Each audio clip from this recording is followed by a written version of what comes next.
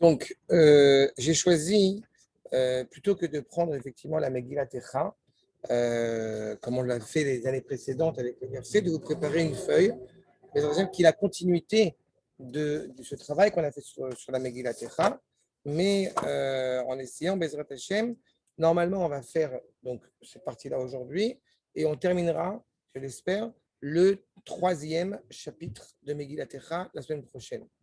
D'accord? Et évidemment, à moins qu'on se retrouve à Jérusalem d'ici là, sinon on poursuivra le quatrième et cinquième chapitre l'année prochaine. D'accord? Je sais à chaque fois. Vous faites des cours à Jérusalem? On se retrouve à Jérusalem pour le Beth Amikdash. Mais je veux bien. On ne sera tous. Hein? Aussi, Jérusalem et le cours. Et le cours. Donc en attendant, pour reprendre, avant de vous mettre un petit peu dans le contexte, alors il y a une vraie question effectivement qui est posée. C'est, je vous lis les quelques versets qui sont avant nos versets ici qu'on va étudier ensemble. Nous dit Irmial dans la Megillat Echa, Kilo ina melibo veiga bene ish. Lo ina melibo, c'est-à-dire qu'au bout du compte, Akadosh Baruch Hu, eh bien, il n'a pas fait souffrir son peuple de son cœur. C'est-à-dire qu'il n'a pas envie, au bout du compte, de faire souffrir le peuple. Ce n'est pas envisageable. Partant de ce postulat, comment c'est possible qu'on en soit là? On veut dire autre chose. Non, loïna milibo. Oui, ça veut dire j'ai compris. Mais on peut l'interpréter autrement. Il n'a pas envie de le faire souffrir de son cœur, mais de sa tête. Non. Mais d'autre chose que du cœur. Non, non. D'abord, non, parce que non, la tête, si tu dis la non, je comprends ce que tu veux dire. Alors, la tête, mais en tant que jugement. J'ai compris. Mais la tête en tant que jugement. Mais je dis souvent que je ne fais pas d'interprétation du texte. C'est-à-dire que pour pouvoir arriver à lire ce que je dis, je vais aller voir ce que les Chachamim me disent. Okay. Maintenant, il est vrai, ce que tu dis, il y a quelque chose de vrai dans ce que tu as dit, qu'on n'aurait pas forcément dit comme ça, mais c'est oui, par rapport à la notion de juge.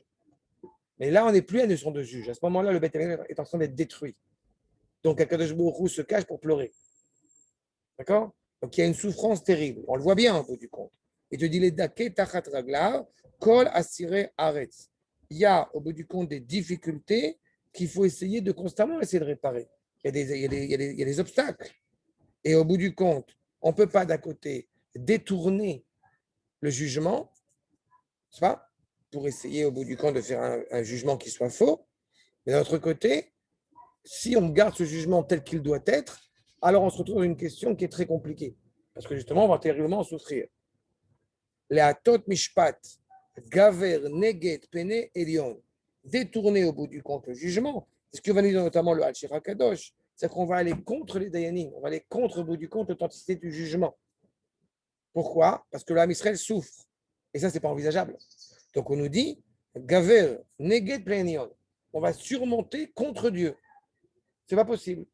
Si on est dans une souffrance comme celle-ci, alors on a réellement un problème. Les avet adam beribo, shematnout, l'ora'a. Qu'est-ce qu'il va faire au bout du contact Akadosh Baruch Hu? Comme il n'a pas envie de voir, comme il n'a pas envie de sentir ce qui est en train de se passer, donc il va détourner son regard. Oui. Comment est-ce possible? Parce qu'il n'est pas envisageable autrement. Pourquoi il n'est pas envisageable autrement? Parce que, dans l'image que j'évoquais ici, parce qu'un méchant ne pourrait pas agir avec la volonté totale d'Akadosh, la volonté perçue à l'échelle humaine d'Akadosh Baruch Hu. Dis-moi, ça fait penser beaucoup, ça fait penser à la Shoah. C'est exactement ce que j'allais dire. Hitler a pu agir parce que Akadosh Baruch Hu l'a laissé agir. Oui, bien sûr. D'accord. Donc, à laisser agir, si tu veux, c'est détourner son regard. D'accord. Mais ce n'est pas envisageable. Ça nous pose problème de penser comme ça. Bien fait. C'est exactement le verset qui dit après. Mise Amar Veti Hashem Lotziva. Qui, au bout du compte, qui, pas quoi, il y a une volonté. Donc, qui peut, au bout du compte, dire que Akadosh Baruch Hu n'a pas ordonné? Je ne répéterai jamais assez que à partir du moment où les nations se comportent de la manière dont ils se comportent, le problème n'est pas dans la manière dont ils se comportent. Le problème, c'est la cruauté exagérée qu'ils emploient. Oui, c'est ça. D'accord? Donc, c'est une vraie question qui est posée. Mi pi elion lo tetse araot ve'atov. Mais de la part d'Akadosh Baruch Hu, est-ce qu'il peut sortir au bout du compte les mots, M-A-U-X, et le bien? Tout ce qui provient d'Akadosh Baruch Hu est bien. Donc, comment c'est ça? Il n'y a pas que les nations, il y a aussi ce qu'on a étudié la semaine dernière. Entre nous aussi, on se massacrait. Oui, Donc, Mais c'est dû aussi à l'influence des nations. Oui, toujours. Si je comprends bien, la Shoah, sans la cruauté, ce qui n'est pas totalement envisageable, mais la Shoah, c'est-à-dire quand même. Non, c'est pas la Shoah. C'est pas la Shoah sans la cruauté, parce qu'évidemment, ça n'a pas lieu d'être. Mais disons que l'avènement au pouvoir de Hitler, je ne vais pas parler de la Shoah maintenant, mais parce que tu m'as mis là-dessus, mais c'est un sujet vraiment long. Mais disons que l'avènement de Hitler au pouvoir a quand même laissé beaucoup de temps pour que les Juifs comprennent qu'il était rentré à la maison. D'accord? C'est-à-dire que l'entrée au pouvoir de Hitler, c'est une volonté de Kadosh Baruch Hu. Il y a un moment donné, Akadosh Baruch Hu a décidé, qu'il était temps de rentrer à la maison. Et est-ce que c'était la première fois que ça lui est arrivé, c'est ça? Non, ça fait 2000 ans qu'il le pense. Oui, bien et sûr, ça fait 2000 ans en termes de volonté. C'est pour ça que, Baruch Hashem, on fait des manifestations silencieuses, des marches silencieuses, des marches blanches. On espère que Le Pen ne va pas passer. Et grâce à ça, on va pouvoir rester en France.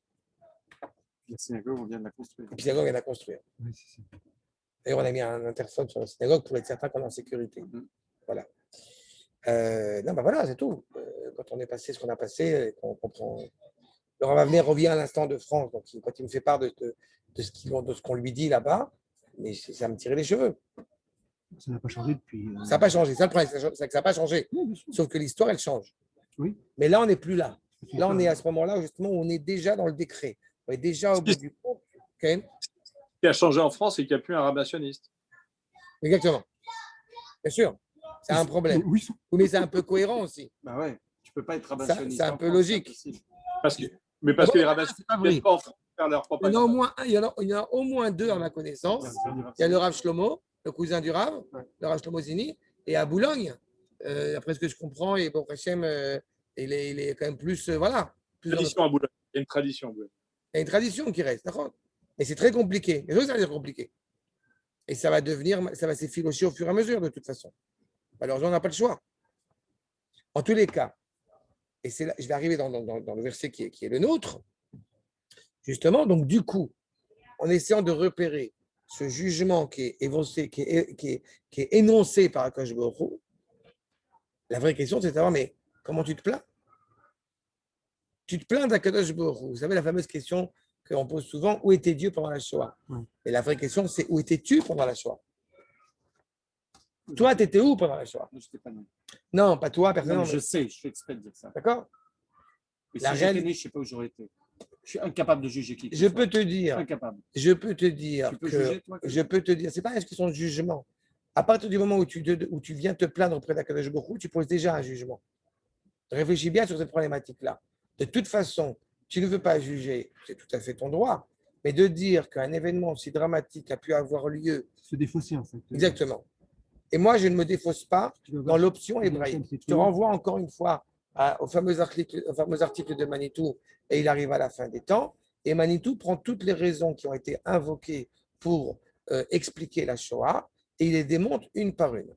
Mais dans l'option hébraïque, on ne peut pas penser une seule seconde que si on traverse un événement réjouissant ou dramatique, eh bien, il n'y a pas la parole d'Akadosh Baruch Hu qui s'exprime. Qu'est-ce qu'il aurait fallu faire? Donc, il aurait fallu simplement prier, quoi. D'abord, pour commencer, quitter l'Allemagne. Quitter l'Allemagne. Tu vois arriver Hitler. Oui, mais justement, en 24. Écoute, il est arrivé en 24, Hitler. Il n'est pas arrivé en 33, il est arrivé en 24. Oui, est-ce qu'on pouvait imaginer un seul instant? Moi, je ne sais pas. Mais je ne sais pas ce que ça veut dire imaginer. Il a dit ce qu'il allait faire. D'abord, il a dit ce qu'il allait faire. Il a écrit un livre. Il a écrit un livre qui a pris rapidement le pouvoir. Et puis, en plus, si tu évoques ce propos, je vais te dire quelque chose. Parce que là, encore une fois, le fond, je te répète, le Beth Amikdash qui est détruit, c'est Beit Harouf Rarafta. La maison, elle est déjà détruite de l'intérieur. Je répète ce que j'ai dit la dernière fois. Irmiaou, il est 40 ans avant la destruction du Beth Amikdash. Là, cette Megillah, le roi l'a foutu au feu parce qu'il ne voulait pas en entendre parler. On a un refus. Il l'a réécrit, c'est ça, hein? Exactement. C'est Baruch Ben Uriah qui l'a réécrit. Et je ne vais pas faire un parallèle qui n'aura pas lieu d'être parce que Baruch Hashem, on est à l'époque de la Géoula, mais il ne faut pas non plus, comment dirais-je? Non, c'est la femme de Michael Adam. Il ne faut pas oublier un autre détail important. Ça veut dire que quand on est virulent à l'égard de certaines décisions, de certains comportements gouvernementaux actuels, il ne faudra pas dire qu'on ne l'a pas dit. D'accord? Parce que si les rabbinim s'expriment, on leur dit pourquoi vous vous exprimez, et si les rabbinim ne s'expriment pas, c'est pourquoi vous ne l'avez pas dit. Là, en l'occurrence, on le dit. On l'annonce clairement.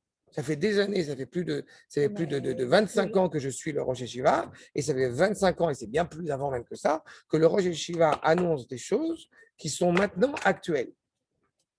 Et les gens ne veulent pas écouter parce qu'on est des extrémistes, fanatiques, etc. Très bien. Mais qu'on ne dise pas qu'on ne l'ait pas dit. En plus, il y a des enregistrements. Maintenant, avec les années, parce que mes cours sont enregistrés, modestement, mais Avalon le dit.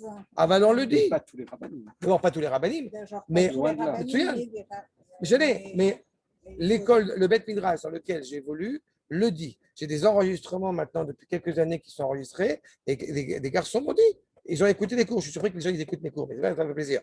Mais en tous les cas, ils écoutent et ils se rendent compte de choses qui sont en train d'être actuelles. Et je dis ça, encore une fois, sans fausse modestie. Donc on le dit. Mais là, la vraie question, elle n'est pas là. La vraie question, c'est qu'on est en train de comprendre la souffrance. On est en train de se plaindre de la souffrance. Et donc, on veut absolument essayer, pour réellement comprendre cette souffrance, ce qui doit nous éveiller, c'est d'abord essayer de réparer nos actes. Nous ne sommes pas chrétiens. Donc, on ne se réjouit pas de recevoir des détresses, mais d'abord, on se dit, qu'est-ce que je dois faire? Pas qu'est-ce que lui, il doit faire. Parce que notre souffrance est de notre responsabilité. D'abord, la première chose à laquelle on doit essayer de réfléchir, parce qu'on va voir les versets tout de suite, c'est se dire d'abord, comment, en tant que juif, qu'est-ce que j'ai fait ou qu'est-ce que je n'ai pas fait pour arriver à une telle situation dramatique. Et je répète, Parce que la tendance à chaque fois collégiale, c'est de dire, évidemment, c'est à cause d'eux. D'accord? Vous voyez ce que dit le verset.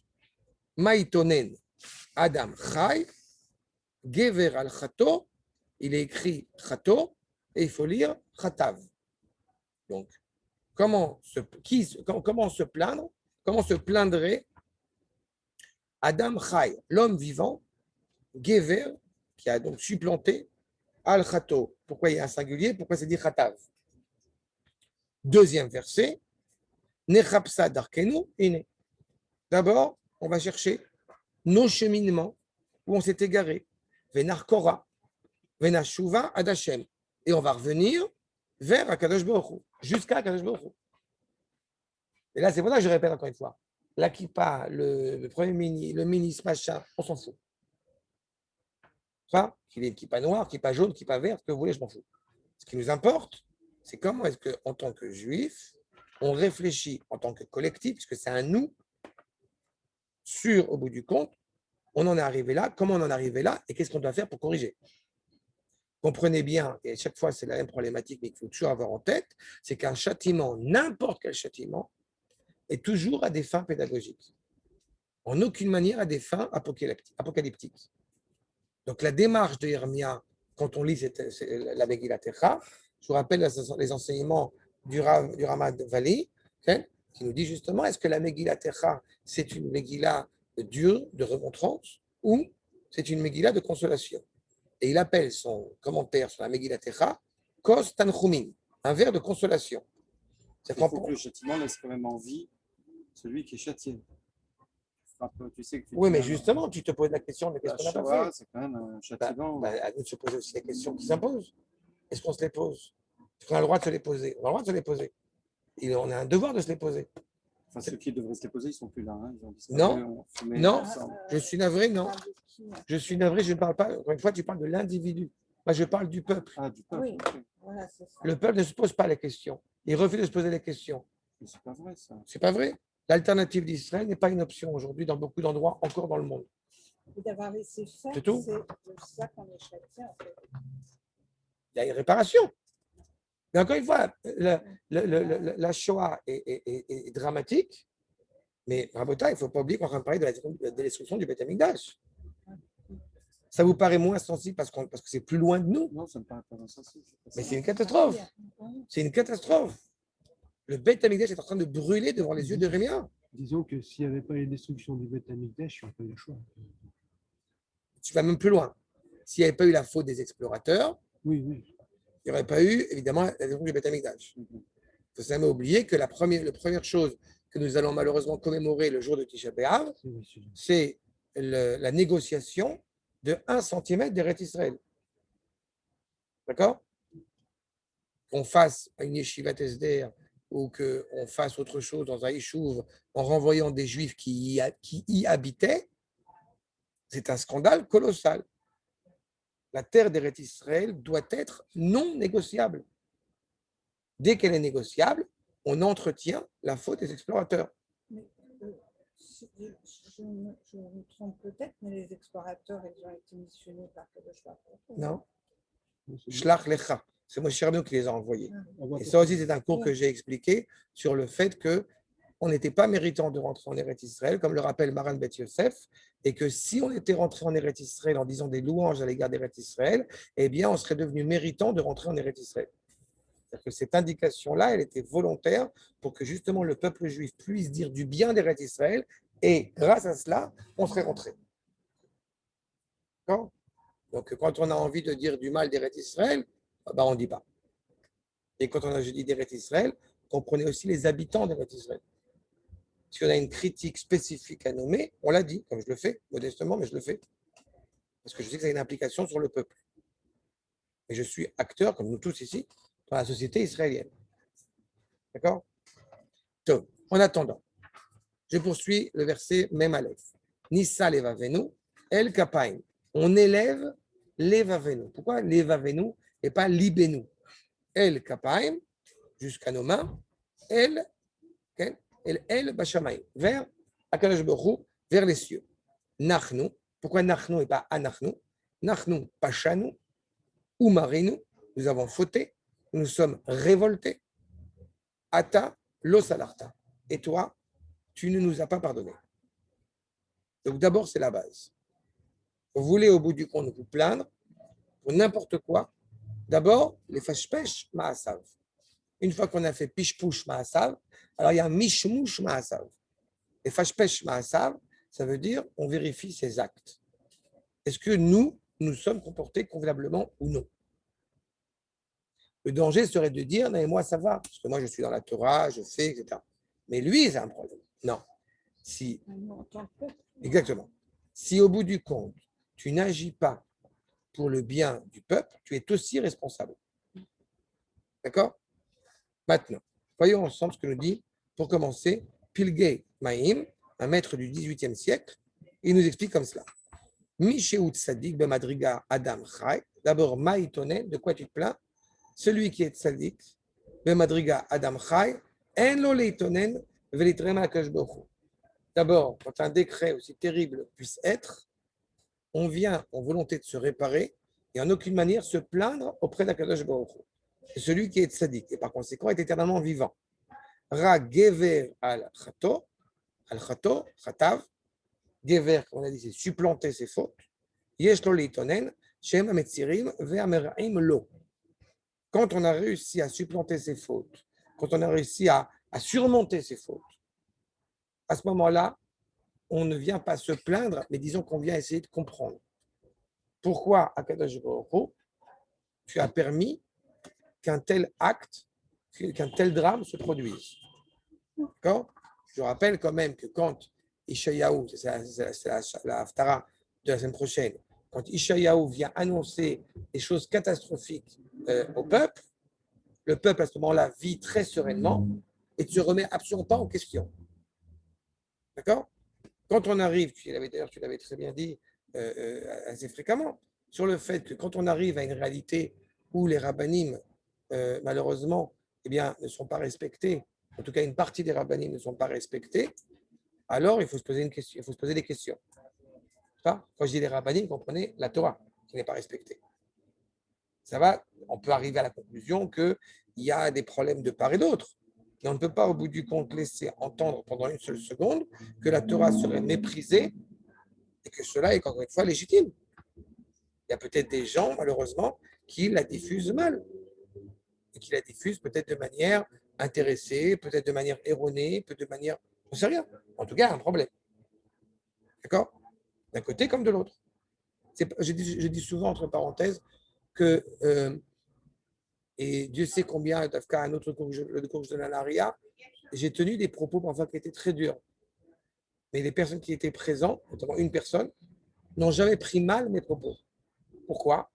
Parce qu'il a vu, à mon grand bonheur, il a vu une honnêteté, il a vu une sincérité, il a vu une honnêteté. Je n'ai aucun problème à dire des choses très dures, mais je le dis quand je sais que les gens qui sont en secours savent que je dis ça avec amour, avec sincérité, avec honnêteté, avec cohérence. Que ce n'est pas au bout du compte pour m'énerver. D'accord? Pour avoir une opinion. En fait. Exactement. C'est pour ça que j'insiste à chaque fois de vous ramener des sources, des textes, pour que justement on puisse puiser toute cette vérité des Rachamim. Jamais, au grand jamais, je ne dirai quelque chose qui n'est pas inscrit dans l'exégèse traditionnelle. C'est pour ça qu'il faut faire très attention. Et c'est pour ça aussi que Dafka, seul un Talmid Racham est habilité à faire une remontrance. D'accord? Parce qu'il faut faire très attention justement de ne pas blesser, de ne pas gêner la personne qui est en face. Mais nous, maintenant, on parle de nous-mêmes. On doit se positionner en se disant, je dois corriger quelque chose, je dois avancer. Il y a de la Ramat Vali. D'accord, numéro 3. Mashekatou, Adam Chai, les fiches Medaber, Albar Israël. Celui qui est éternellement vivant, j'ai envie de dire. De qui s'agit-il? Va nous dire le Ramat Vali, un petit peu différemment de ce que dit le Pilgemaïm. Ce n'est pas la personne, ce n'est pas le tzaddik, c'est tout le Ham Israël. Quand la mère tzaddikim, ça va tout à fait dans le sens. Tout le peuple juif est animé par cette justice. Chez Shorsho Milana de Chai. Pourquoi est-ce qu'il sera appelé Ham Israël Adam Chai? D'abord, Adam, Maseret Yibamot, vous êtes appelé Adam, les nations ne se sont pas appelées Adam. Et ensuite, Chai, parce que la nature de Ham Israël, elle est reliée à la racine de l'arbre de la vie. D'accord? Velachen Nikra Chai. Il est vivant. On porte cet engouement à l'égard de la justesse pour l'éternité. On est relié intimement à l'arbre de la vie. Machine, ou Mota Olam, alors que les nations du monde, Shorsha Milana de Mota, alors que les nations du monde sont mortelles. Comme vous le savez, toutes les nations, d'accord, en tant que nation, pas d'individu, mais toutes les nations, évidemment, elles meurent. Am Israël ne peut pas mourir, parce qu'il est relié à cet arbre de la vie. Mais la reine Ikraim Metim. Que dire-t-il? Lo Ametim, Alléluia. Ce n'est pas les morts qui vont louer à Kadosh Baruch Hu. D'accord? וזה שאמר מה יתונן אדם חי, כלומר, מה יש לו לבר ישראל להתונן על צרותיו, שבאו לו מפני עוונותיו, בלי ספק. Pourquoi l'homme d'Israël se plaindrait, pourquoi est-ce que le peuple juif se plaindrait des misères qu'il traverse, qui sont dues exclusivement à ses fautes, sans aucun doute, par conséquent, il n'aurait pas lieu de se plaindre. Tu as demandé, ce n'est pas à nous, ou c'est à nous parce que nous, on n'était pas nés. Juste pour info, pendant 2000 ans, l'âme Israël a énormément souffert. Et pourtant, on voit dans les liturgies, on voit dans les keynotes qu'on va lire à Tisha B'Av, l'âme Israël pleure sa souffrance, mais en aucune manière, il va remettre en cause la justesse d'Akadosh Baruch Hu. D'accord? L'âme Israël suit. Il a peut-être énormément souffert, ce que certains, évidemment, surtout par rapport à la Shoah, mais il n'empêche que l'âme Israël, il est conscient qu'il y a une histoire. Il est conscient que la première chose qu'il doit faire, c'est se remettre en cause. Pourquoi est-ce que l'âme Israël envoie des épreuves terribles au âme Israël, aux tzadikim et pas aux Rechaim? Parce que les Rechaim, ça ne servira à rien. Alors que âme Israël, quand la mère tzadikim, quand on envoie une épreuve, il se remet en cause. Il comprend le sens de la souffrance ou alors, je ne sais pas s'il comprend le sens de la souffrance, mais c'est pourquoi elle arrive. Et en quoi Israël s'est remis en cause après la Shoah? Israël s'est remis en cause. Israël ne s'est pas remis en cause après la Shoah. Tu dis quand on envoie une épreuve à Israël, il comprend, il se remet en cause. Tu viens de dire d'accord. ça. Ah, fait. La dis, problématique, c'est que la Shoah, c'est plus qu'une épreuve, c'est même un échec. Mais la problématique de la Shoah, tu sais, c'est la fameuse phrase que j'ai souvent évoquée sur le fait quand on te dit, les gens, ils ont perdu la foi après la Shoah. D'accord? Cette phrase est une absurdité. Parce que quand on parle, et encore une fois, on traite au niveau rationnel de cette problématique. Et comprenez bien que, comme je disais tout à l'heure, le taux d'assimilation général avant la Shoah était une catastrophe. Deuxième problématique, quand on dit que les gens ont perdu la foi après la Shoah, ça aurait voulu dire qu'ils se sont fait une idée d'Akadosh Baruch Hu qui s'est vue remise en cause après la Shoah. Sauf que celui qui est réellement hébreu, qui est profondément relié à la Emouna, donc hébraïque, il a confiance dans le Dieu d'Abraham, le Dieu de Yitzhak et le Dieu d'Yaakov. Tu peux dire qu'ils ont perdu, ils ont perdu entre guillemets la foi en ce qu'ils avaient comme idée de la foi avant la Shoah. Exactement. Mais pas de la vraie Exactement. foi. Oui, mais c'est vachement dur de dire ça. C'est une façon de Oui, dire. bien sûr, mais Non, mais c'est très dur. C'est une façon de dire. Ils croyaient mal. Et alors? Mais on sait Bah, pas. alors non, mais on ne sait pas comment ils croyaient. Je te réponds. D'abord, je te réponds. Je ne t'ai pas dit encore une fois au niveau individuel. Je répète, je parle de la vie. Lévinas, il a pensé différemment après la Shoah. D'accord. Il l'explique. D'accord. Tu vois, tu reviens encore sur les personnes. Je ne vois pas des personnes. Et puis même, justement, ce que tu viens de dire, il a pensé différemment, ça veut dire qu'il pensait autrement avant. Oui. Donc il avait je te dis simplement que... Non. À vos tailles. Je répète ce que je viens de dire, c'est tout à fait le sujet. Quand on parle d'Akadosh Baruch Hu, on parle d'un Dieu qui donne et d'un Dieu qui prend. On parle de Elohé Avraham, le Chesed, et on parle de Elohé Yitzhak, qui est la Gvura, qui est la force. Dans le Tanakh, il y a un livre, je ne répéterai jamais assez, qui s'appelle Sefer Iyov. On a le livre de Job. Il fait partie du Tanakh. Qu'on le veuille ou qu'on ne le veuille pas, il fait partie du Tanakh. Et pour la plupart des commentateurs d'ailleurs, notamment le Rambam, ce livre n'est pas un événement qui a existé, mais c'est une allégorie et qui parle justement de la souffrance qui est vécue notamment dans le Ham Israël ou bien dans l'humanité. Ça veut dire que de connaître Akadosh Baruch Hu, c'est connaître Akadosh Baruch Hu sous toutes ses facettes. Et celui qui justement, à qui ça pose problème, un événement comme la Shoah, c'est celui à qui au bout du compte pose problème l'idée que le Dieu que je me suis formé, que je me suis formaté, puisse laisser un événement aussi considérable se produire. Celui à qui ça ne pose pas problème, il faut qu'il aille consulter quand même. Celui à qui la Shoah ne pose pas problème. C'est pas ce que j'ai dit. Tu viens de dire celui à qui la Shoah pose problème. Non, c'est pas ça que j'ai dit. Tu viens de dire mot pour mot. Non, c'est pas ça que j'ai dit. Celui à qui la Shoah pose problème. Écoute, tu peux l'écouter. Arnaud, ce n'est pas ce que j'ai dit. Écoute, ce n'est pas ce que j'ai dit. On l'écoutera. Mais il n'y a pas de problème. Je sais ce que je dis. Tu dis celui à qui la Shoah pose problème. Je sais exactement ce que je dis. C'est que le Dieu d'avant, d'après. Non, je suis très précis dans ce que je dis. Okay. Alors, écoute bien ce que je dis, ça va t'éviter de t'émouvoir sur ce propos. Parce que celui qui prétend expliquer la Shoah. Mais est-ce que Johnny doit être dans la salle d'attente ou il va il arrive au bon moment. Attends une seconde. J'y resterai dans la salle d'attente. Je ne vois pas. Une seconde, participant. Non, mais il n'est pas encore là. Il n'est pas encore là. Une seconde, je reviens sur ce point parce que c'est très important. Pas une seule seconde dans la création, Akadosh Baruch Hu n'abandonne sa créature. Pas une seule seconde. Si Akadosh Baruch Hu était parti pendant 3 secondes, il n'y a pas la Shoah, il n'y a plus de monde. D'accord? Là, il est parti quand même. Non, tu vois pourquoi je réponds comme ça? Certainement, aucune manière. En aucune manière. Non seulement en aucune manière, mais les Chachamim se sont exprimés en aucune manière. En aucune manière. L'image que j'ai utilisée, justement, qui est une image forte, d'Akadosh Baruch Hu qui pleure, d'Akadosh Baruch Hu qui détourne son regard, mais Akadosh Baruch Hu détourne son regard, comme on l'a vu dans la Megillat Esther, il se détourne son regard quand nous, on a détourné notre regard. Le Ham Israël a détourné son regard. Allez lire Edmond Fleck dans l'entre-deux-guerres, comment est-ce qu'il parle d'être heureux d'être un juif en France. Allez voir comment est-ce que les juifs parlent de leur vitalité, de leur bonheur d'être en Allemagne. C'est clair. Donc, il ne faut pas se voiler la face. Donc, quand je parle de ces gens qui disent on a perdu la foi après la Shoah, je n'ai pas parlé du monde entier, vous avez des élèves de Rabbi Nachman de Breslev qui sont allés dans les fours crématoires en chantant avec un nigoun. Donc, ils avaient la foi. Mais ils n'ont pas perdu ou gagné la foi après la Shoah. La foi ne se perd pas, elle ne se gagne pas. Après la Shoah, ceux qui... Non, c'est pas vrai. C'est pas four, vrai. Non, mais tu vois, non, je ne prends pas ça à la rigolade. Mais je ne prends pas ça à la rigolade non plus. Quand je parle de Ham Israël, je parle de Ham Israël. La foi n'est pas quelque chose, encore une fois, je ne répéterai jamais assez, la foi n'est pas une adhésion extérieure. La Emouna, c'est quelque chose qui dépasse l'entendement, qui dépasse l'intellect, qui dépasse la sensibilité et que chaque juif porte en lui. Regarde, ça veut dire que quand on parle de perdre la foi, ça veut dire qu'au bout du compte, on aurait appartenu à une certaine manière de penser. La manière de penser qui dit, moi j'accepte uniquement le Dieu qui est sympathique, gentil, jovial, ce n'est pas nous.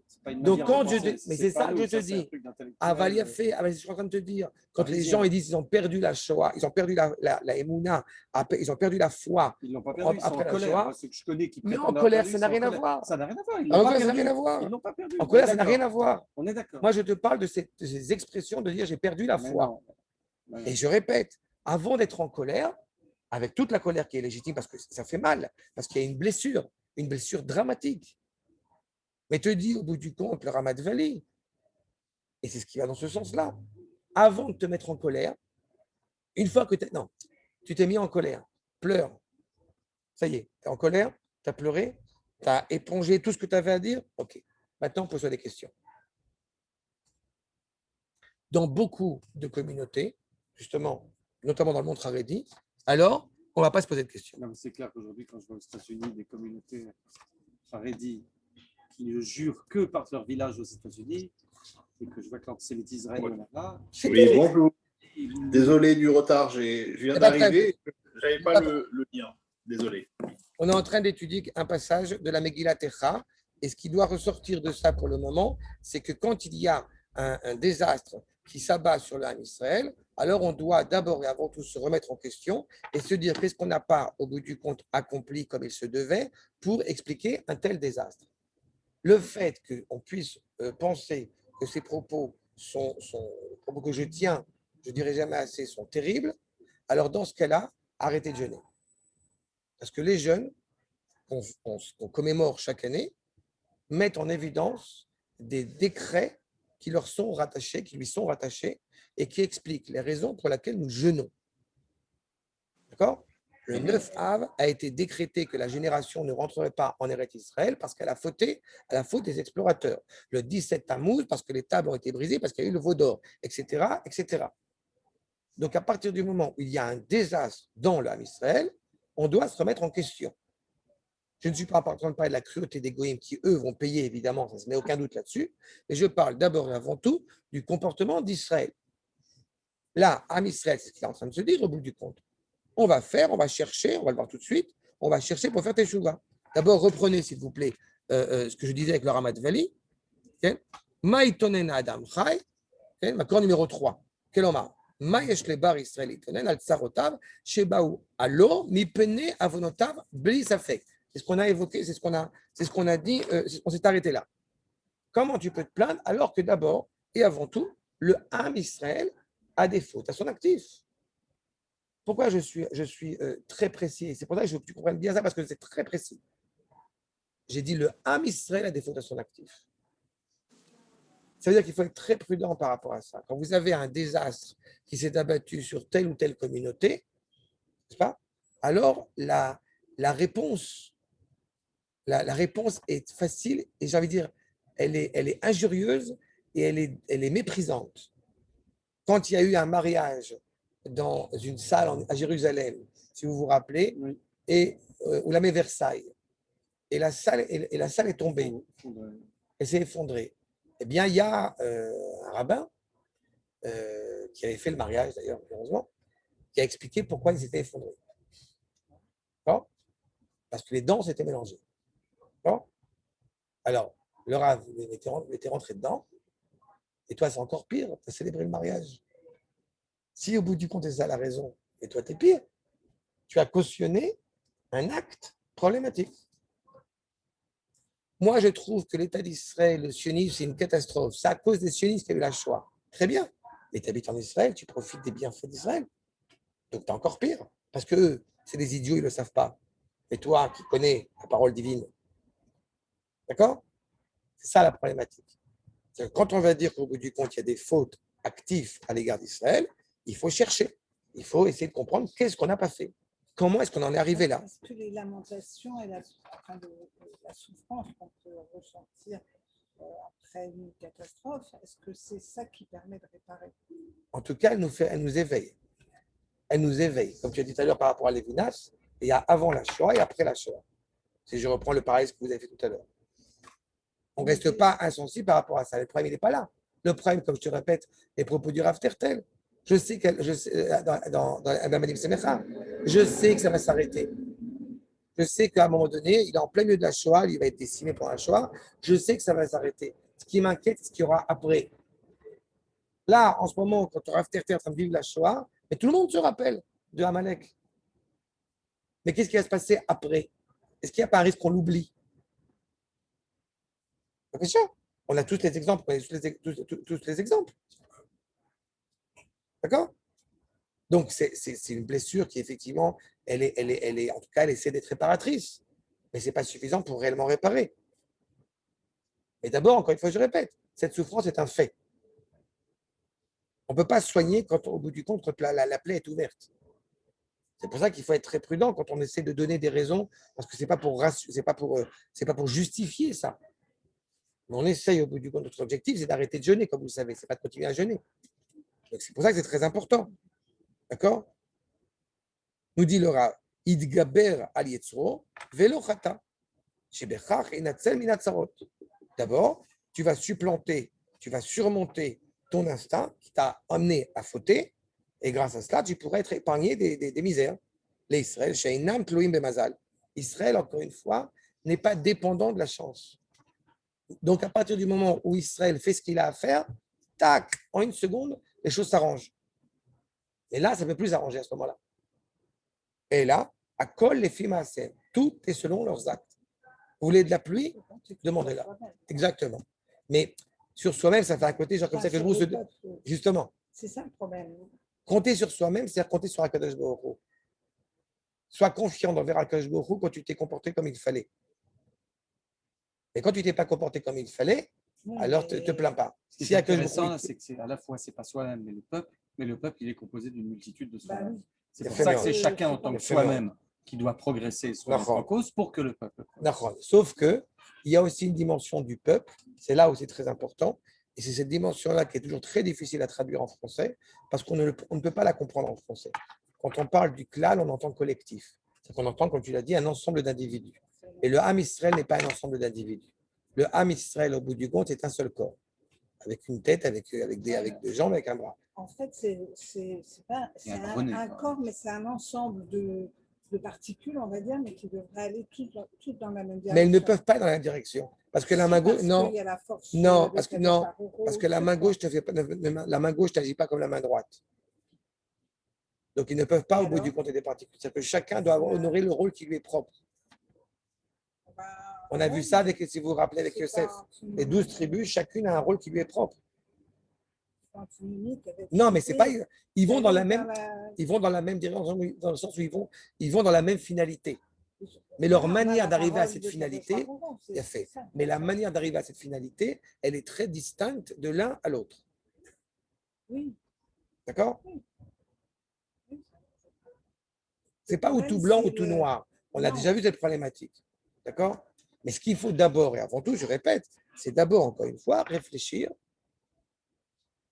D'abord, à mon niveau, qu'est-ce que je dois faire? C'est la première question qu'on se pose. Qu'est-ce que je dois faire pour adoucir la situation? On a une misère, on ne dit pas au bout du compte, c'est catastrophique, c'est foutu, Dieu est profondément cruel, point final. Non. Je réfléchis sur ce que j'ai à corriger. Bien avant, ça peut te plaire. Juste une question. Aujourd'hui, qu'est-ce qui reste des tribus, en fait? C'est-à-dire que. Non, mais là, je parle au niveau du peuple.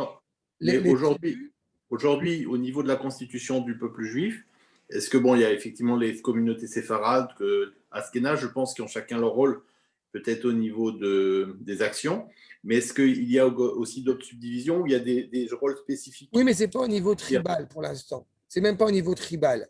Il est certain que toutes les communautés se retrouvent en Israël, et avec des points positifs et des points négatifs, mais ce n'est pas seulement au niveau tribal. C'est-à-dire que de penser, par exemple, comme j'ai coutume de le dire, qu'une personne avec une kippa sur la tête, noir, bleu, rouge, ce que vous voulez, ou même sans kippa sur la tête, puisse avoir un rôle qui est fondamental pour le peuple juif, cela est évident. Vous savez, il y a un article du Rav Kook que j'aime beaucoup, je sais qu'on avait dû le voir ensemble, je ne suis pas certain, qui s'appelle Massa Machanot. Dans cet article, c'était la veille de Rosh Hashanah, où tout le monde, évidemment, va parler de Teshuvah, et le Rav Kook va voir ce qu'on appelle à l'époque les Charedim, c'est-à-dire les Datim, et il leur parle de Teshuvah. Et ils répondent, qu'est-ce que tu veux de nous? Va voir les Chilonim, les Chofshim, parce que nous, on est dedans. Il va voir les Chofshim, les Chilonim, et au bout du compte, il leur parle de Teshuvah. Mais c'est un terme de religieux, il va voir les religieux, qu'est-ce que tu veux de nous? Et au bout du compte, il leur avoue que personne ne fait Teshuvah. D'accord? C'est exactement la problématique. C'est-à-dire que d'abord et avant tout, on met en évidence ce que chacun d'entre nous, on a à corriger pour amener le peuple à ce qu'il doit être. C'est comme la sortie d'Égypte, c'est jamais fini. D'accord. Mais déjà qu'on commence. Tu sais, quand tu commences déjà à te positionner et te remettre en question, c'est déjà un grand pas. La réalité. Les religieux que je connais, Haredi ou pas, même les non-religieux qui m'entourent, c'est des gens qui se remettent en question et qui essayent d'améliorer tout. Mais tu te souviens, après, il faut aller chercher la bonne réponse. On va voir, parce que attends, là, je parle de la Teshuvah d'Am Israël. On va voir qu'après, c'est pas aujourd'hui, mais la semaine prochaine, on va après une critique qui va être posée, c'est que, voilà, on parle de Teshuvah, mais que je te réponds, je ne veux pas votre Teshuvah. On va y arriver. Je te dis, laissez-moi avancer, on n'avance pas. D'accord?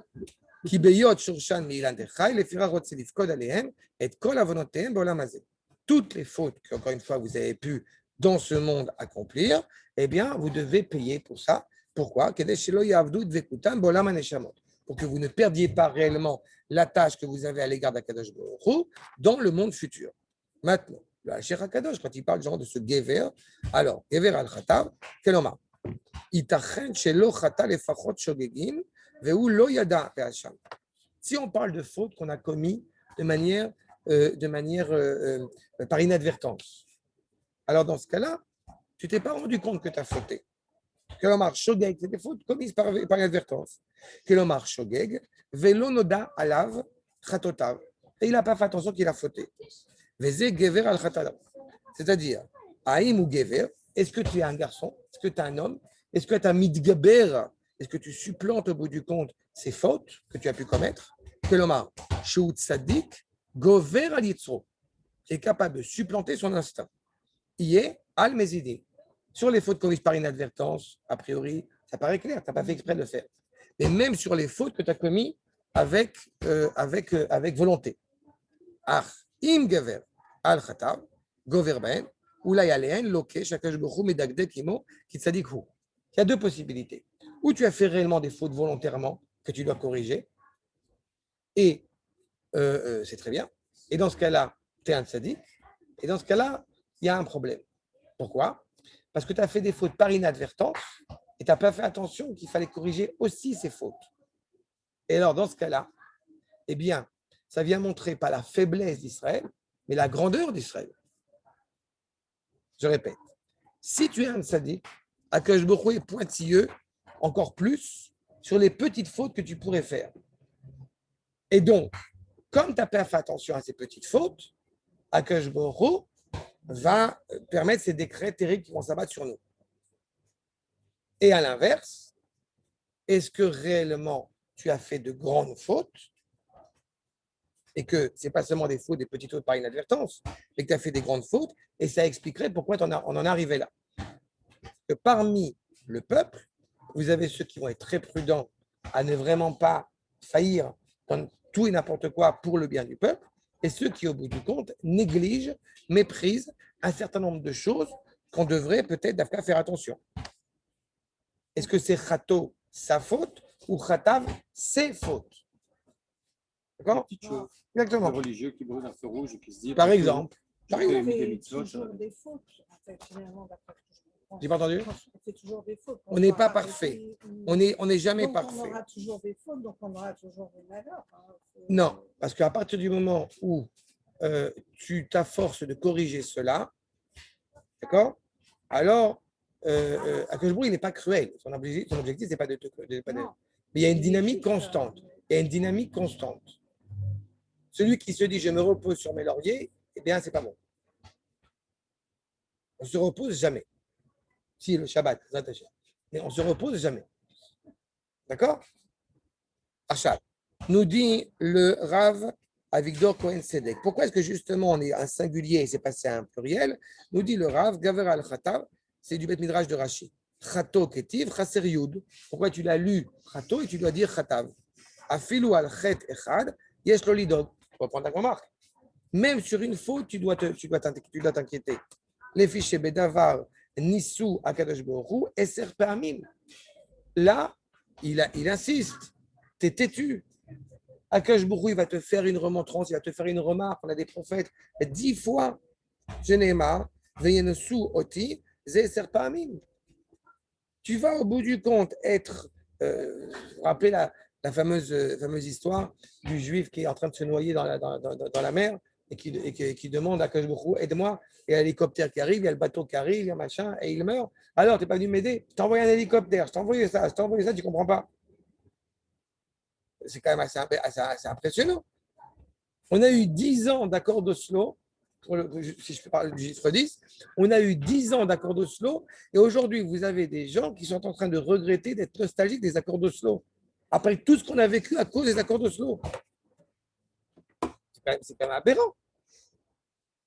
C'est pour ça qu'il faut essayer d'alléger le prix qu'on va payer là-dessus.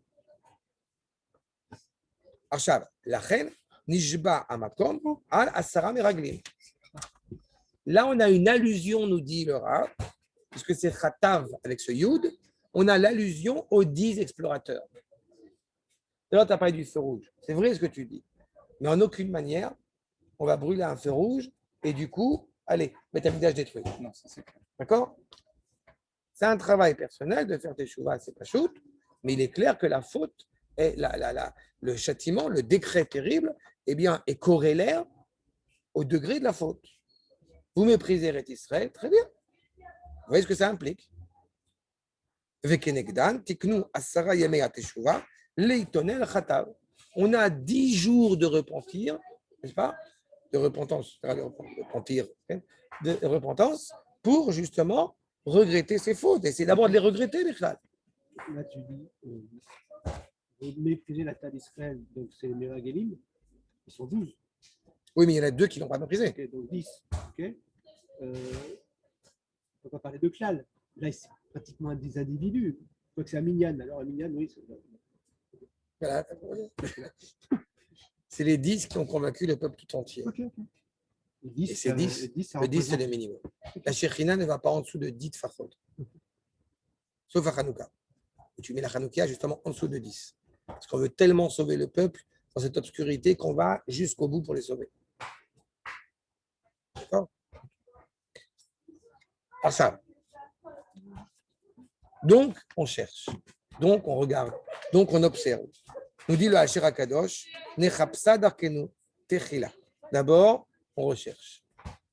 On n'est pas en train de donner des solutions, on n'est pas en train de donner des explications à un tel décret sans d'abord avoir étudié. D'accord? Ça aussi, c'est bien de se rappeler. Attention, attachez-vous bien, parce que je vais dire un chidouche qui est dur à entendre.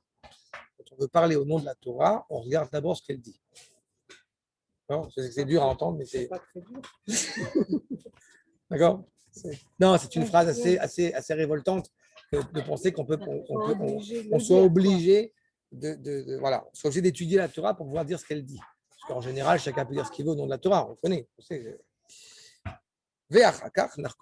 D'abord, on cherche, après, au bout du compte, Nechapsa, et après Narkora, après c'est en profondeur. Kilo Narkora Hakirot, Rakachar chez Nechapsa Darkenu. Tu veux chercher la raison au bout du compte de cette problématique, tu dois d'abord chercher en toi, Darkenu. Quelles sont les décisions, quels sont les cheminements que j'ai pris qui m'ont amené à se retrouver dans cette situation-là. D'accord? C'est une réalité. Je suis à chaque fois, je dis toujours, je peux me permettre moi de parler comme ça. Je sais qu'à partir du moment où mon oncle, il avait épousé en plein milieu de la Seconde Guerre mondiale une communiste, une goy communiste. Les juifs, la communiste. Oui, non, c'est là. Mais là, il a épousé une goy communiste qui se disait évidemment totalement athée. Et son dernier jour, a une famille qui est antisémite. La famille de cette femme est antisémite. Il cuisinait bien, j'espère. Je ne sais rien, je n'ai pas connu. Enfin, j'ai connu mon oncle, mais je n'ai pas connu cette. Mais elle est morte d'un cancer. Mais enfin, en tout cas, le fait est, c'est qu'elle a demandé à un curé à son dernier jour. Alors, on peut se demander, mais comment c'est possible d'avoir épousé une Goya et tout ce que ça implique. Mechila. Encore une fois, je répète, le fond, je le connais. Je viens d'Algérie. C'est aussi simple que ça. Mais quel rapport culturel ça veut dire que. C'est mis à croire qu'il. Oui, c'est elle a vu un curé, elle voulait un curé pour son lit de mort malgré tout. C'est Paris Pascal. Voilà, exactement ça. Mais sur le fond, avec le curé, je m'en fous. Mais comment est-ce qu'au bout du compte, cet oncle est arrivé à se marier avec une Goya? On peut regretter, on dit, mais c'est terrible, comment tu as fait, truc, ça a tué la famille. Mais non, mais il faut regarder en arrière. Non, on en a tous dans nos familles. C'est ce que je veux te dire. C'est que d'être arrivé à là, c'est parce qu'il a fallu que d'abord l'Algérie soit des départements français, on s'assimile bien à la France, etc., etc. Et ça nous a écartés au bout du compte d'un cheminement qui était le nôtre, et du coup, on se retrouve à des situations pareilles. C'est ça au bout du compte.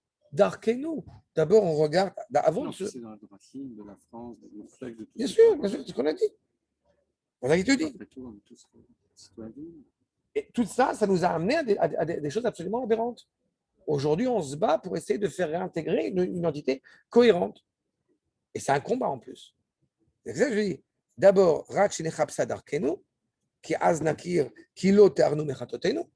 vérifie. Regarde ce que tu fais. Regarde ce qui t'anime. Pourquoi tu veux monter en Eretz Israël? Pourquoi tu n'as pas voulu monter en Eretz Israël il y a 20 ans, il y a 30 ans, quand tu étais vendeur dans le sentier et que tu étais plein aux as? Non, parce que je peux gagner un peu plus encore. Mais est-ce que ce ne serait pas non plus, parce qu'on ne se reconnaît pas dans une tribu, une des 12 tribus en fait, c'est qu'on est des individus, mais qu'entre le peuple et l'individu, on n'a pas cette constitution en tribu qui nous permettrait de... D'abord, on a une tribu parce que la plupart d'entre nous viennent de la tribu de Yehuda. D'abord, pour commencer, la plupart d'entre nous viennent de la tribu de Yehuda. Mais ça, ce n'est pas le problème. À part Laurent.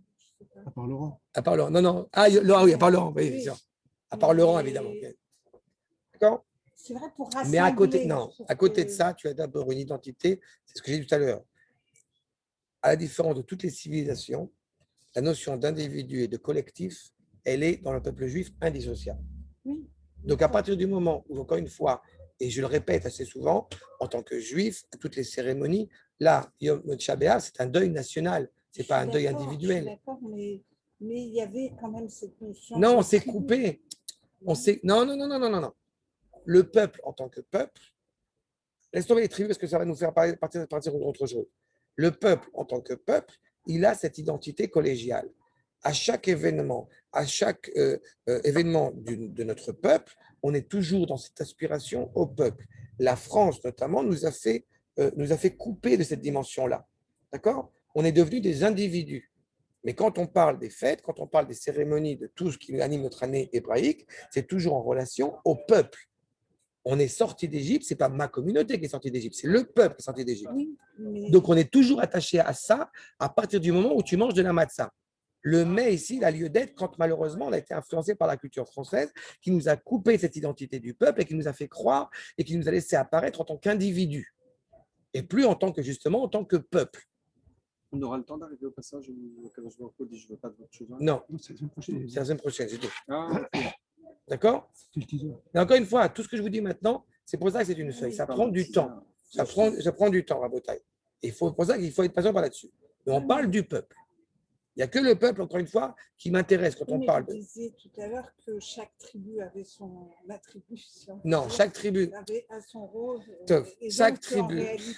Sylviane, j'ai compris. Laisse-moi expliquer comme ça un truc. Chaque tribu, elle a sa valeur, mais ce n'est pas, encore une fois, un État fédérateur. C'est un État où chaque tribu, elle contribue vivant. Mais là, on n'est pas là-dedans. Les tribus sont parties. Les 10 tribus sont en Extrême-Orient. Ça n'a rien à voir avec le propos qu'on est en train d'évoquer maintenant.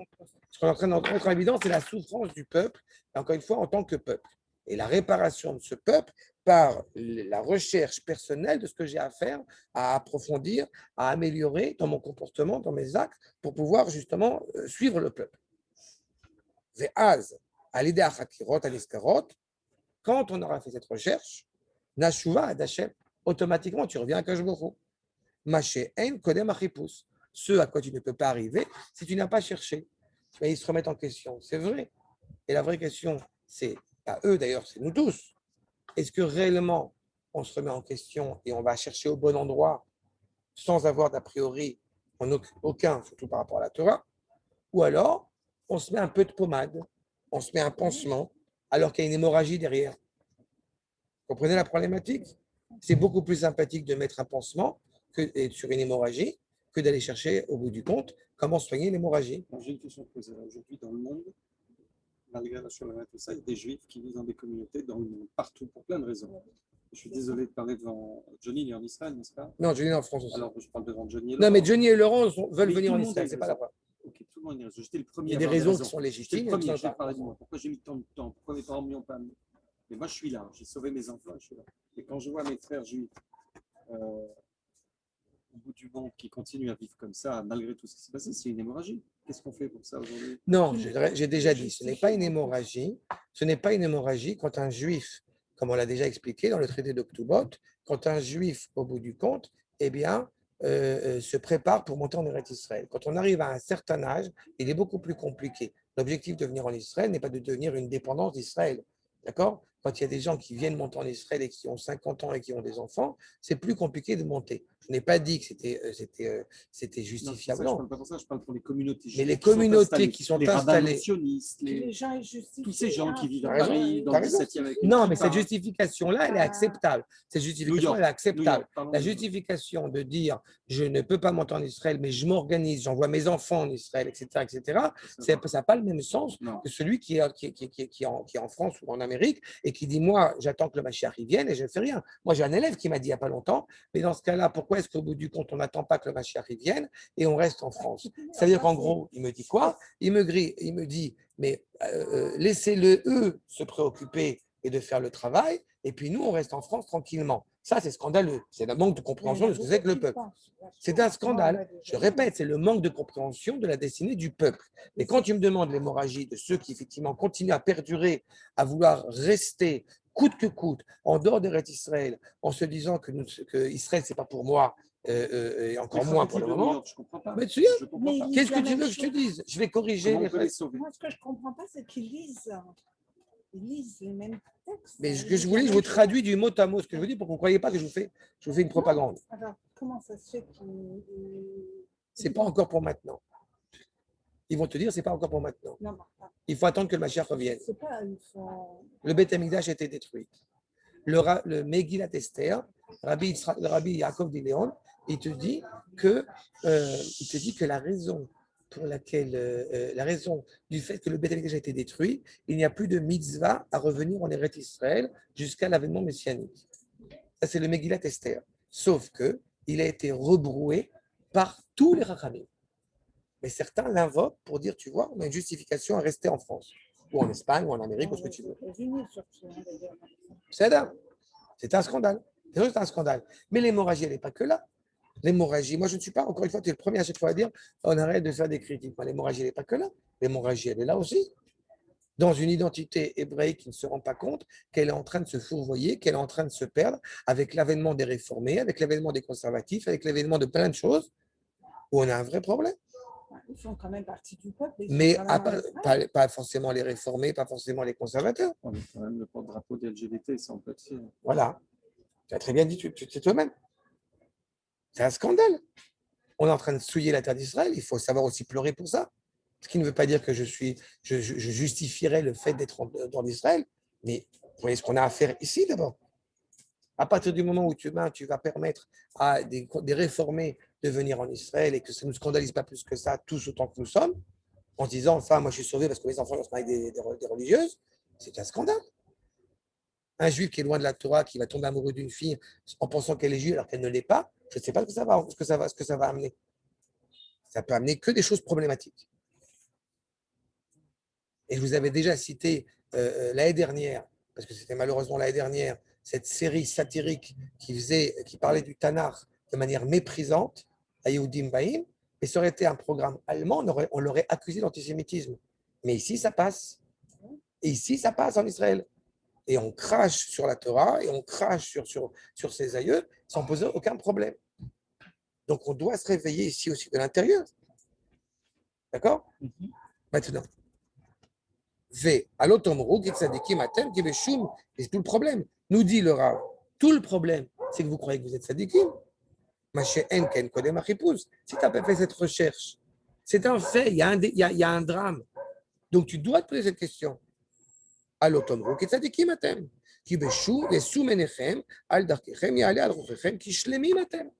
Moi, je suis parfait, j'ai rien à faire.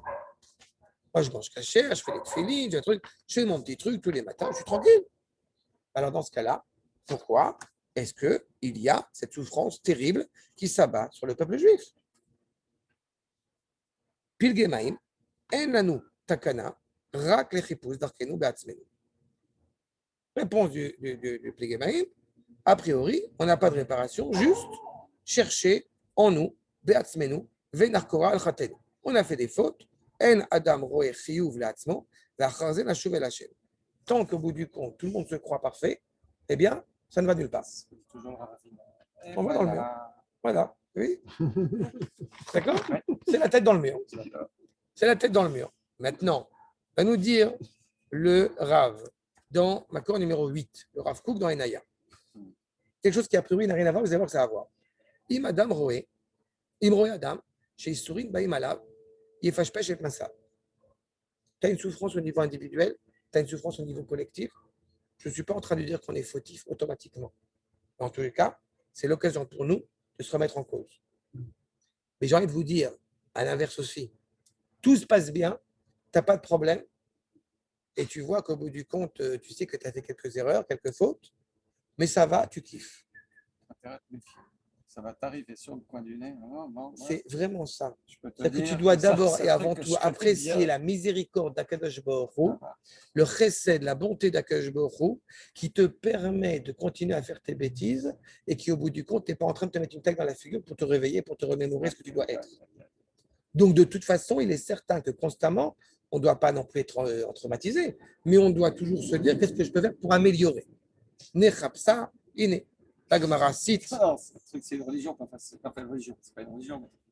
C'est Quel Laurent? Quand tu es heureux, tu dois être aux aguets. Quel Laurent? Il y a eu des coupures de son, c'est pas grave. Tu m'as entendu? Oui, c'est bon. D'accord? Nechapsa darkenu venarkora. Pishpesh ou matsa, yaset tshuva. Tu as vu la faute que tu as pu commettre, évidemment, tu fais tshuva.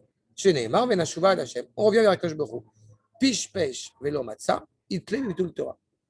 Tu as fait essayer de réparer tes actes et tu n'as pas trouvé au bout du compte ce qui expliquerait cela, mais ça sur le compte d'avoir annulé la Torah. Tu avais l'opportunité d'étudier la Torah et tu l'as annulée, il faut faire attention avec ça. Afalpi, chez Bitul Torah nous dit, maintenant c'est le Rav Kook.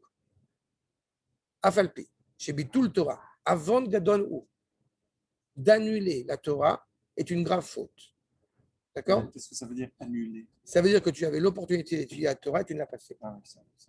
Alors, qu'est-ce que ça veut dire aussi? Il va le dire tout de suite. Nire de kavana ta'inyan hu. Et bien, mettre chiyuv shkida ta Torah. C'est le Rav qui part en vacances. Regarde, tu vas voir. Non. Tu mérites. Nire de kavana ta'inyan. Mes enfants ont aussi besoin d'être devant leur père. Ne réponds même pas. Ne me réponds même pas. Tu ne dois même pas répondre. T'as vu, je vois. Même pas. Nire de kavana ta'inyan hu. Et bien, mettre chiyuv shkida ta Torah. L'obligation d'œuvrer dans la Torah, il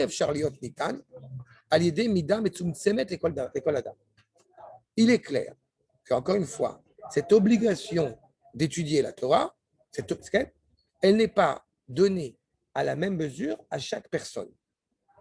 D'accord? Donc, du coup, le bitul Torah n'est pas quelque chose de défini pour les mêmes personnes. C'est en fonction de ton degré à toi. Exactement. Chariyesh, l'école Adam, Réchout, chacun a le droit, chacun. On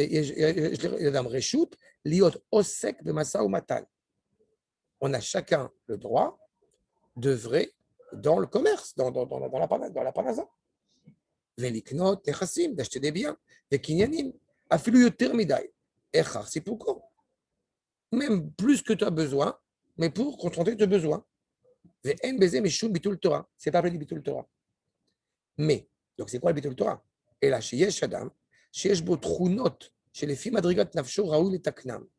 vous avez quelqu'un qui, selon ses qualités, il est envisageable de les réparer, de les accomplir. Et cette réparation, elle se fait justement par le biais de la Torah. La Torah, en tant que telle, elle prépare l'homme à être droit et tzaddik. Et je t'ai déjà dit une fois que quand tu vois effectivement quelqu'un qui a des actes visibles, si je puis dire, de l'extérieur, totalement en contradiction avec la Torah, eh ben, ça veut dire, Dafka, peut-être qu'il n'est pas vraiment relié à la Torah. C'est triste, mais c'est comme ça. D'accord? Et les filles, Ota Amida chez Moutal Alav, selon cette qualité qu'il a à faire, Mitzat Teva Nafsho le Takalet Midota, qu'il doit réparer ses qualités. Okay? Donc, on va dire, par le biais de la Torah, Alav la Sod Torah, il devra œuvrer dans la Torah afin de réparer Kedesheita Kenatzmo à l'idée à Torah, se réparer à travers la Torah. Pour que vous rendiez la chose plus simple, c'est quoi le Bitul Torah? C'est quand tu avais l'opportunité d'étudier la Torah à un certain moment et que tu n'as pas, au bout du compte, que tu as négligé cette possibilité-là. Mais attention, je suis très précis. Au-delà de la parnassa, on a besoin de faire un tioul, on a besoin de partir en vacances, on a besoin d'aller voir un musée, une œuvre d'art. Oui, mais si possible, on le case à un autre moment. Je suis désolé, la Torah est une priorité, sauf des choses essentielles. Mais ça aussi, c'est important. Oui, ce n'est pas négligeable. Je ne suis pas en train de dire qu'à partir du moment où tu es dans un musée, au bout du compte, tu as fait du Bitul Torah. C'est simplement que quand tu vas, tu dois te réserver au minimum un temps d'étude de la Torah, un peu le soir et un peu la journée. Ça, c'est le minimum. Le minimum, ça peut être le temps que tu puisses te consacrer quoi. Et Talmidei Chachamim toute la journée. D'accord? Arshab, veim ou midrashel baiser, s'il s'affaiblit dans cela, az echach la vie à la mesourim. En t'affaiblissant de cela, automatiquement, tu t'amènes sur toi des contrariétés, des détresses, des misères. Chez M, mematkin et amidot. Parce que la Torah, justement, par essence, elle va adoucir les vertus. Elle va adoucir ses qualités. Al-Kanitle bebitul Torah, chez les filles erech midotav, ra'uy hu sheyachez yoter batorah. C'est l'occasion pour toi de te réveiller en Torah. Si la génération qui est à l'époque du Beth Amikdash, elle n'avait pas transformé la Torah en technique, mais qu'elle était profondément rattachée à la Torah en tant que peuple, peut-être qu'on ne serait pas arrivé à ça. Qu'est-ce qui s'est passé, je vous rappelle, à l'époque du premier Beth Amikdash? Une telle élévation spirituelle, mais qui n'a pas, au bout du compte, qui n'a pas été reliée au niveau des actes, concrètement, nous a amené à des choses absolument dramatiques. Ce que je dis acte, c'est-à-dire qu'on aime Akadosh Baruch Hu, mais Shulchan Aruch fout nous la paix. Et bien, quand tu aimes vraiment Akadosh Baruch Hu, mais que tu ne comprends pas que tu peux aimer Akadosh Baruch Hu uniquement grâce au Shulchan Aruch, ça amène aux choses les plus dramatiques. Et à l'inverse, quand, justement, tu as envie de faire le Shulchan Aruch parce qu'on te demande de faire le Shulchan Aruch, mais sans réellement aimer Akadosh Baruch Hu, alors on a aussi un problème. Ouais, tu répares l'acte, tu ne répares pas la pensée. Tu répares la pensée, tu ne répares pas l'acte. Tu l'as dans le Banatania. J'étudie un livre tous les Shabbats du Rav Yoram Abergel sur il parle de ça. C'est tout à fait ça. L'essentiel est là. Beit Rishon, Beit Sheni. D'accord? Donc, à partir du moment où, justement, on n'a pas fait cette réalité-là, ce qui était le cas, entre parenthèses, au Har Sinaï, je vous rappelle, au Har Sinaï, il y a les Malachim, il y en a deux bijoux sur l'un contre Naasé, l'un contre Nishma. C'est-à-dire qu'au bout du compte, on a compris que pour réellement servir à Akadosh Baruch Hu, il fallait entendre la parole du Chacham qui nous dit quoi penser et quoi agir. D'accord? Et certains, au bout du compte, je répète, je ne serai jamais assez, sont intéressés à ce qu'on leur dise quoi faire, mais surtout, ne me dis pas quoi penser. Et l'inverse aussi. D'accord? Tu devras être un cours de philosophie sympathique, et surtout, tu ne me dis pas quoi faire. D'accord? Donc, à ce moment-là, à l'échelle du peuple, c'est ça qui, malheureusement, amène le drame. Tala velo matza. Il n'a pas trouvé pourquoi est-ce qu'il s'est passé ça. Il a vu comment est-ce qu'il pensait, il a vu comment est-ce qu'il agissait. Beyadoua, chez Sourine, chez la Vahe. Eh bien, au bout du compte, ce sont des détresses dues par amour. J'ai tellement d'affection pour toi, je sais que tu es tellement capable d'arriver à un tel niveau que tu vas avoir une difficulté pour encore plus apprécier là où tu dois arriver. Et ça, c'est que pour les tzadikim. D'accord? Aïnou les matek, et midotav, pardon. Midotav, c'est une faute de frappe. Et midotav, bemida kazou. D'accord? D'adoucir, d'alléger ses vertus. Shen beyado les matkan, belo isoué. Tu ne pourrais pas arriver, Avram n'aurait pas pu arriver, par exemple, c'est l'exemple typique, Avram n'aurait pas pu arriver là où il est arrivé s'il n'était pas passé par ces 10 épreuves. D'accord? Akadosh Baruch Hu va éprouver d'Afka celui qui est tzaddik pour lui faire sortir de cette grandeur. Chez En beyado les matkan, belo isoué. Veliskot les shlemut yoter eliona. d'accéder à une perfection plus élevée. C'est-à-dire que quand on voit des détresses terribles qu'on traverse, en aucune manière on pourrait penser que Akash Baruch Hu ne nous aime pas. Peu importe si malheureusement le décret est terrible. Et quand le décret n'est pas terrible et qu'on s'est bien comporté, on voit aussi l'amour d'Akash Baruch Hu. Ça veut dire que celui qui penserait pendant une seule seconde qu'Akash Baruch Hu ne nous aime pas, c'est qu'il ne connaît pas Akash Baruch Hu. Mais aimer ne veut pas dire au bout du compte uniquement sourire et prendre dans les bras. Et vous vous rappelez que quand le Beth Amikdash est détruit, eh bien, le Chachamim raconte que les chérubins, ils sont enlacés l'un dans l'autre. Ça exprime le lien qu'a Akash Baruch Hu à notre égard.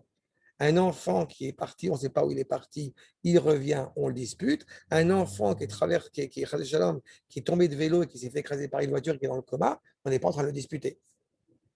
Le rapport d'Akash Baruch Hu au Am Israël à ce moment-là, c'est ça. D'accord? Maintenant, on est en train de se réveiller, on est en train de voir les choses qui arrivent, les décrets terribles qui arrivent. Et donc, on a cherché, on a regardé pourquoi il s'est produit de telles choses. On a essayé de sonder nos âmes, d'essayer de regarder au bout du compte comment est-ce que je peux réparer cela. C'est pour ça qu'il te dit Vezura kavat Hashem la'aloto, bema alagdola, yoter mitrunato betrilat ha'etzira. C'est encore plus pour exprimer cet amour d'Akash Baruch Hu. Mais nous, qu'est-ce qu'on a à faire? Qu'est-ce qu'on a à faire essentiellement pour essayer de réparer cela? Alors, on a cherché. On a vu quelque chose en colère.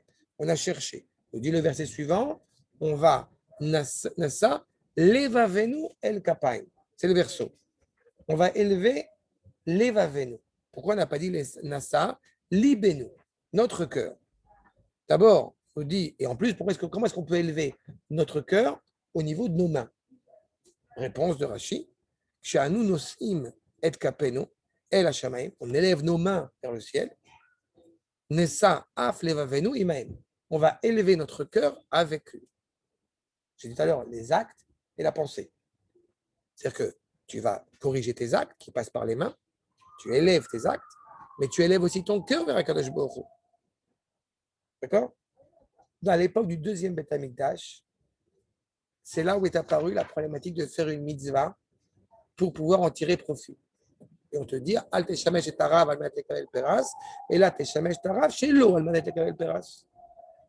C'est-à-dire que, pourquoi ça apparaît à ce moment-là? Parce qu'on est en train de rechercher au bout du compte un intérêt. Pourquoi est-ce qu'on a intérêt à faire Shabbat? Alors, réponse d'un rabbin, si tu fais Shabbat, ou si tu ne fais pas Shabbat, ta maison, elle va brûler. Là, on sent tout de suite. Quand on avait étudié la mitzvah ensemble, tu ne pas? Je n'avais pas dit ça déjà. Le contraire. Oui, c'est ça, oui. Exactement. On avait étudié ensemble le sens de la mitzvah. L'amour d'être relié à la mitzvah. C'est clair que de manière générale, si je te dis fais Shabbat, sinon ta maison va brûler, là, tu sens que tu vas aimer Akadosh Baruch Hu. Là, c'est clair. Oui, parce que je n'aime pas la maison va brûler. Voilà. Ça Donc, on élève notre cœur aussi avec. Élever le cœur au niveau des mains, ça veut dire que c'est qu'à travers les mains, tu vas faire des actions qui vont. C'est que le cœur s'exprime par les mains aussi. Bien sûr. D'ailleurs, on parle avec les mains. La chouve, la chive, avec nous, de ramener donc le cœur, l'ifner à Makom Baruch Hu, de ramener notre cœur auprès d'Akadosh Baruch Hu. Regardez le Maseret Ta'anit, en tefilato shel adam nishmat, ela imken mesim nafsho bekapo. Tu te tournes vers Akadosh Baruch Hu, tu pleures Akadosh Baruch Hu. Si par exemple tu disais, tu es en train de prier pour réparer certaines de tes erreurs, tout en pensant à l'erreur que tu vas commettre tout de suite après la prière. C'est un nom, ça. C'est-à-dire, c'est rentrer dans le mikvé avec un serpent dans la main. C'est pas cautionnable. Ça ne veut pas dire que tu ne vas pas forcément fauter après, mais en tous les cas, tu as l'intention d'arrêter de fauter. C'est ça au bout du compte. Maseret Talit, Makor numéro 11, Adam shiesh beyado avera, ou midvade, veino chozerbo. Tu as une faute en ta possession et tu t'excuses pas de cette faute et tu reviens pas sur ta faute. Les maoudomé, les Adam shetofes, sharetz, beyado, vetovel. Il a un serpent dans la main et il fait le mikvé. Tu peux continuer à te promener dans l'eau. Ça ne sert à rien. Ça n'aura aucune valeur puisque tu n'as pas eu cette intention justement de corriger. Sauf que là, on te dit quoi? Nasa leva venu el kapenu. Ça veut dire leva venu. On a dit, il y a cette dualité. On aurait dû dire libenu. On aurait dû dire le Ramat Vali, leva venu, velo libenu. Zetikun shnei yetzarim. On veut réparer les deux instincts. comme vous savez, Akadosh Baruch Hu a créé l'homme, va yetzer avec deux yudim. Vous avez un instinct qui nous amène au bien, et à l'inverse, un instinct qui nous amène au mal. En disant Nasa leva venu, on veut élever ces deux instincts.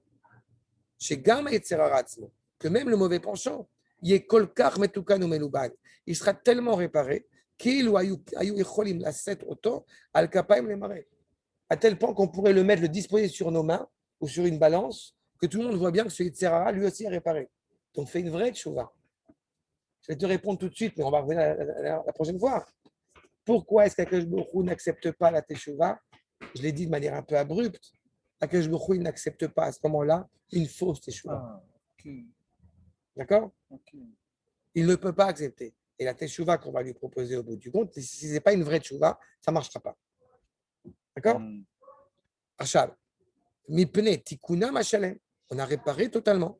Chez Einbo, Davarara, Amevil, il y a des tiouv, à tel point que tu es tellement élevé qu'il n'y a pas de mauvaises choses qui t'amèneraient justement à cette dépravation, à cette débauche. Et là, chez Tocho Kevero, tu vas être à l'extérieur comme tu es à l'intérieur.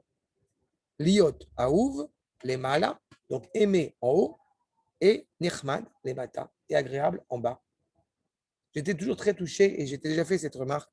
Ouais, ça me touche à chaque fois. Ça paraît encore une fois très émotif, mais quand tu me dis que tu aimes bien la Torah de Yeshua, ce qu'on essaie de transmettre de manière cohérente, de manière honnête, ça me touche profondément à chaque fois. Parce qu'il y a une volonté d'être sincère par rapport à ce qu'on dit. Je n'ai pas la prétention d'arriver d'être parfait, loin de loin, mais cette réalité-là, elle est fondamentale. Mais elle ne le pense pas, après, tu savais ce qu'elle me dit. Elle ne pense pas un mot. Non, mais. Mais ce que je disais, c'est ça. N'oublie pas. Oui, je sais. Ah oui, c'est ça, la pauvre, elle est pour rien. Non. Mais toi aussi, tu as dit, arrête. Moi aussi, je le dis ce matin. Varou, il est kabel. Chesed el kolayom. D'accord? On veut avoir cette grâce auprès d'Akadosh Baruch Hu. Que moi, Yetzeratov Atzmo, être animé par ce bon instinct constamment. C'est ça la réparation parfaite. Amevakesh Akadosh Baruch Hu, mi briotav. Ce qu'attend Akadosh Baruch Hu de ses créatures, c'est cette entité, c'est cette complétion. Sheye le Hatid, qui sera clairement visé dans le futur, mais Achar chez Gam Racha, Nefach Letov. À la fin des temps, même le mécréant va devenir bon. Ve'al Nichlal Be'or Atzilut, et sera tellement vécu cette élévation, justement, vers la noblesse de la présence d'Akadosh Baruch Hu. Chez Kol Tov Belora, Klal Veika, il y aura ce bien, justement, sans mal. Donc, on va clairement unir notre pensée à nos actes, en servant à Kadosh Baruch Hu. Qu'est-ce qui se passe? D'accord? En servant pleinement à Kadosh Baruch Hu. Nous dit le Pilgei Maim, Niyached ha'maaseh ha'machashava, rak leshem Hashem. Ve'az yeh Hashem itanu la'atzilenu. Et alors, Kadosh Baruch Hu, évidemment, nous sauvera pleinement. Je suis embêté parce que je dois m'arrêter. Je vais terminer juste au moins là-dessus et sur ces quelques sources rapidement et on reprendra la prochaine fois. Bezrat Hashem. Vous voyez, le Yerushalmi, accord numéro 14. De Kiev, Charles et Adam, Lissa et Libo Beyadav. Comment tu peux mettre tes mains, ton cœur dans tes mains? Et là, je vais Libo Leyadav. Ton cœur sera comparé justement à tes actes. Il y aura, comme j'ai dit, cette cohérence entre les deux. Vachakar qui est El Beshamay. Et donc, du coup, tu te rapproches automatiquement d'Akadosh Baruch Hu. D'accord? Maintenant, Nachnu, Pashanu et Marino. D'accord? Cette partie-là, l'accord numéro 15, on reprendra la prochaine fois, parce qu'on a fauté et au bout du compte, on essaie de faire cette recherche, on essaie de faire teshuva et pourtant, on n'a pas dit Anachnu, Pashanu, on a dit Nachnu, Pashanu. Qu'est-ce que ça veut dire? D'accord? On va débuter là-dessus la prochaine fois. Des questions? Parce que tu as dit tout à l'heure Nachnu, pas Nachnu, mais c'est Nachnu de Nanoua. Non, Nachnu de Anachnu. Il manque un Aleph. Wow. D'accord? Johnny et Laurent, est-ce que c'est clair? Oui, bon, c'est bon, on a compris.